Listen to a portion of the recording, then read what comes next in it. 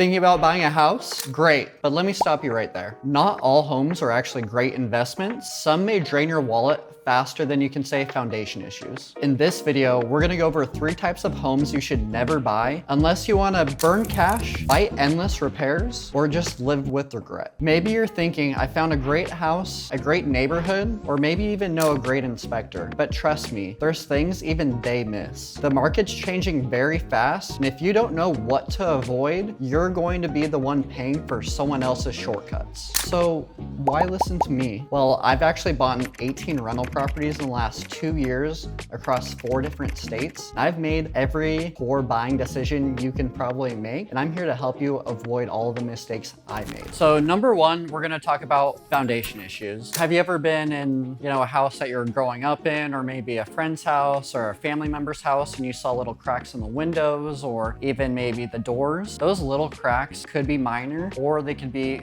very, very major. And that's why it's really important to get the foundation checked out when buying a property. But you really, really want to avoid foundation issues at all costs, because I know a lot of us can't come up with that money to do those repairs, because that's going to cost upwards of $50,000. A $50,000 repair bill? Let me ask you this. If you bought a house today and a month from now, you got a repair bill that came back for foundation and it cost $25,000 to $50,000, would you be able to pay that?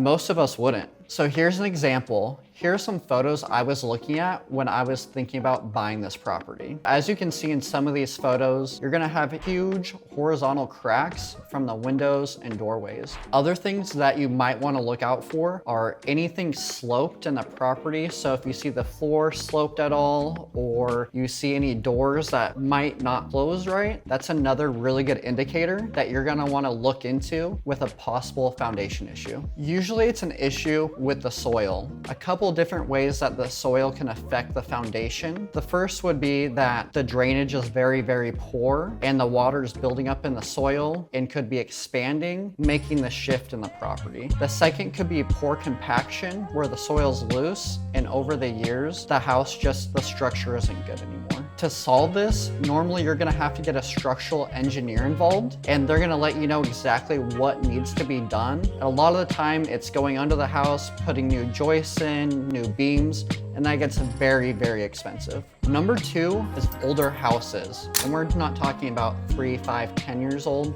We're talking about houses that are 100 years old. So one major thing that I've noticed personally, I've actually bought in a few properties that are 1920s build. And the first thing that usually goes wrong is the piping. Normally that's cast iron. It's not really meant to flex. And usually when it's coming from your house out to the main sewer line, those things can leak, causing serious problems where you're gonna have to rip up the entire thing, cost you $10,000 to $20,000. You do not wanna buy anything that's cast iron. If it's copper, PEX, PVC, you're usually good, but cast iron is not flexible at all and is very brittle. The second issue to look out for would be the electrical. You want to make sure it's on a panel and everything's up to date. Look out and make sure it's not knob and tube wiring, because that can start a fire in your house. You want to make sure it's up to date electrical panel and you have the right breakers for the new appliances that we put in our house, now that it's 2025. The third thing would be looking at the roof.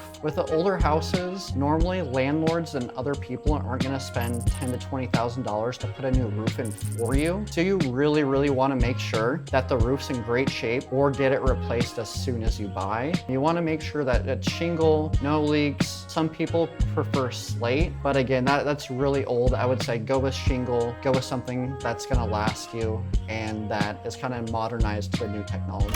Number 3 is going to be a complete 180 from number 2. So instead of the 100-year-old houses, we're going to be talking about poorly remodeled homes. Some contractors and some investors might cut corners or do shortcuts, and a lot of slumlords will actually do this. You want to stay away from these and run as soon as possible if you see some of these mistakes. So sometimes some investors that are doing shortcuts, trying to save money as much as they can, they're looking out for their bottom dollar. They don't really care about who's buying it, and they're going to do stuff like cover up mechanical problems, use very cheap materials that are going to break down within weeks or months. And I actually just saw this in a house in Jacksonville, Florida. I was actually looking at purchasing this property, and it was listed on the market, looked beautiful. It's like, oh, this is a great house. It's my dream house, right? A week later, while it was listed on the market, the entire ceiling collapsed into the house. And now it's like, well, what else is wrong with the property? You know, I would run immediately if I saw something like that happen. So you really want to get stuff inspected, but if you see anything cheap or cheap material, or people have done shortcuts, if they did a shortcut on one thing like that, they probably did shortcuts throughout the entire house. I would say avoid that at all costs. Look,